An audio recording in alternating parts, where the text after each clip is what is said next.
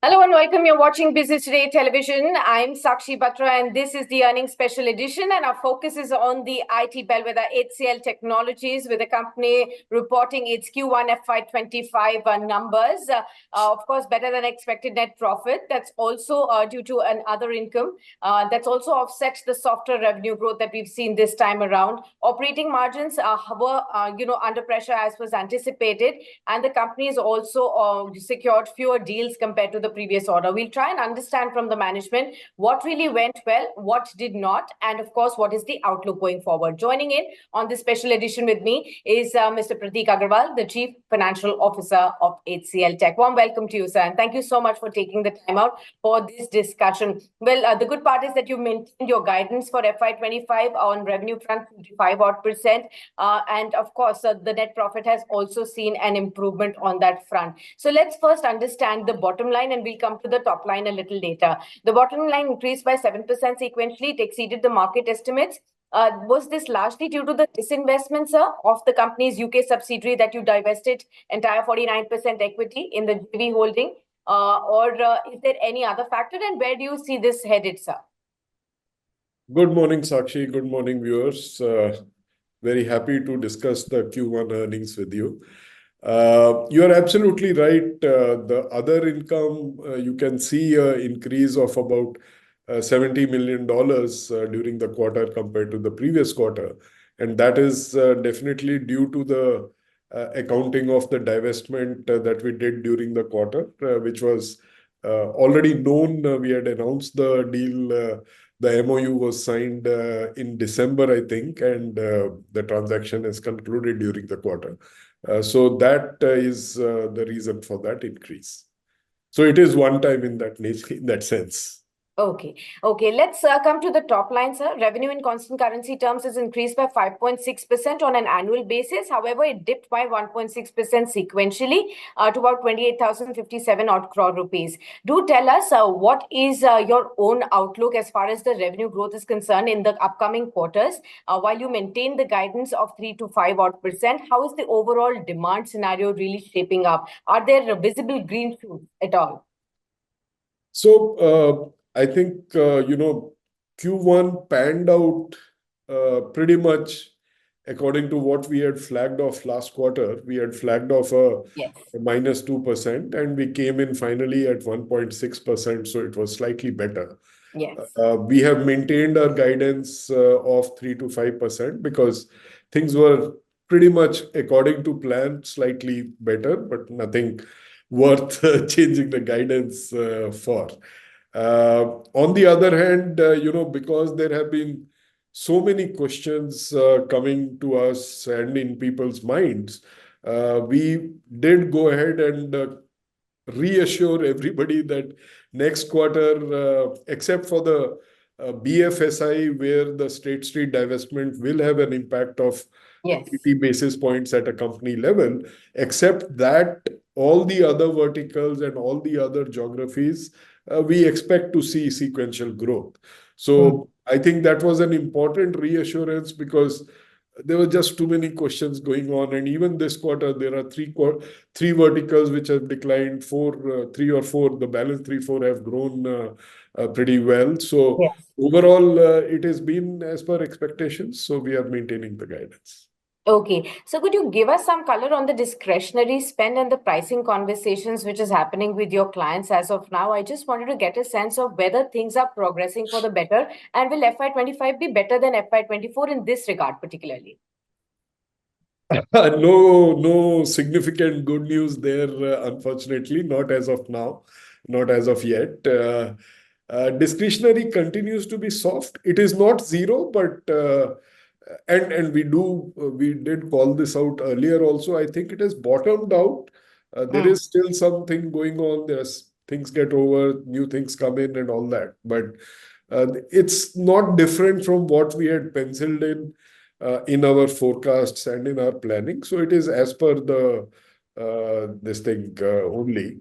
Pricing continues to be tight because when most of the pipeline and most of the deals getting signed are the cost optimization ones, obviously, there is we are pretty much the highest growth Yes. amongst the tier one. But with 3 to 5%, you can imagine it's not something to write home about. You're Uh, right. it's a relatively good number, but it is what it is, right? So there is a lot of companies going after the same demand, and Correct. obviously pricing is under pressure because of that. Right. Now, Mr. Agarwal, just let's break it up a little bit. Macro scenario, is the problem, there mostly? Or do you think the way clients are now thinking of where exactly should they loosen the purse strings and where should they tighten? Is it like, they are now saving up and, looking forward to more Gen AI projects and probably giving you more of those rather than the traditional ones? I mean, where exactly is the problem when it comes to spending? I think it's an overall budget issue. That's what it has been for the last more than a year now. And that is what it continues to be. As far as budget management is concerned, most clients do the same thing, which is run the business, the cost optimization deals or vendor consolidation at times. And then they invest in either digitization or cloud or cyber security. Those are the typical. And Gen AI today, it's been almost 1.5 years plus. It's the biggest thing happening on the technology domain.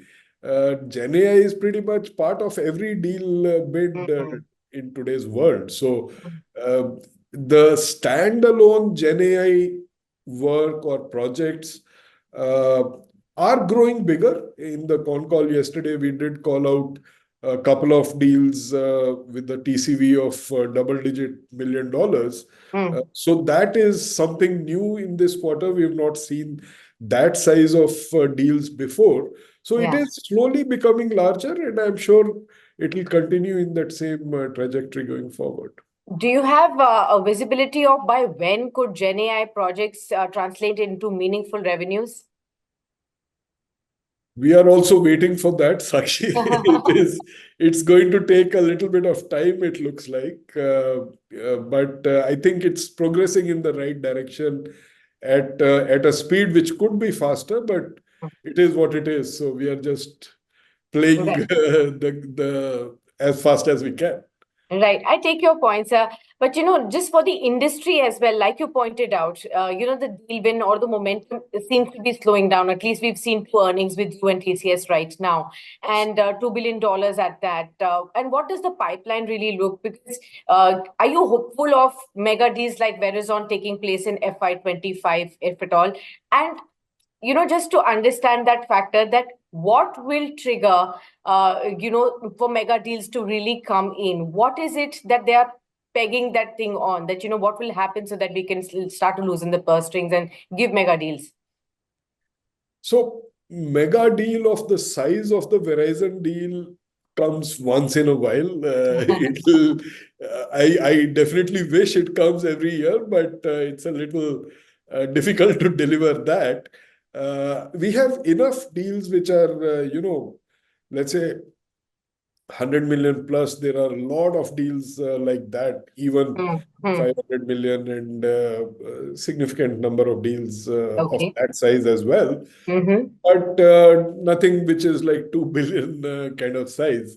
Right. Having said that, there were a couple of deals that slipped from previous quarter into this quarter. So Okay. I think very accurately forecasting when which deal will close is always a Yes. difficult thing. I think over a period of time, if you take the last 12 months, kind of a number, we are doing more than $10 billion. And our deal wins, as you know, are all firm deals. There is no renewal in that, and there is no rate card deal Yeah. either. We call out only the firm committed kind of a TCV as the deal TCV that we announce. Right. Geographically also and verticals wise as well. You already pointed out that barring BFSI, the rest of the sectors you expect to grow. I wanted to just understand on the slowdown in the manufacturing sector a bit.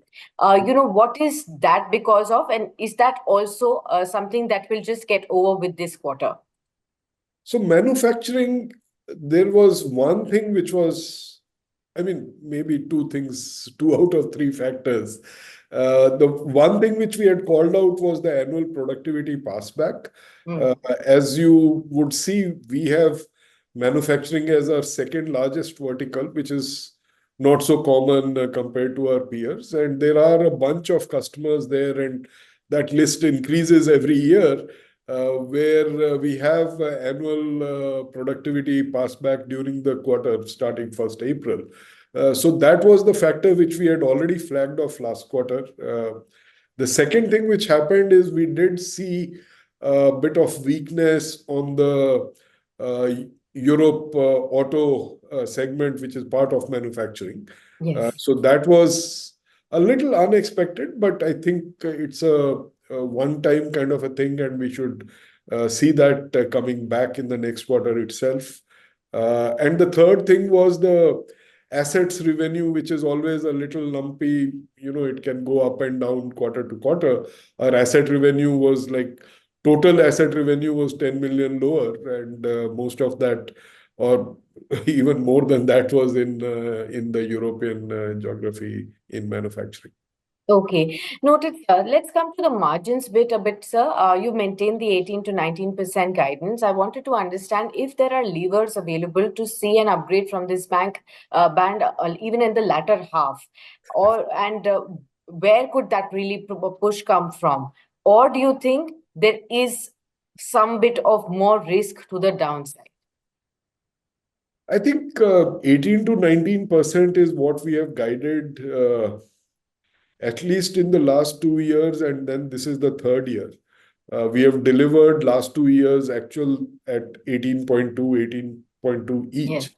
And there is that seasonality across the quarters where Q1 is the weakest quarter. If you look at last 2 years also, it was around 17%, just taking a round number.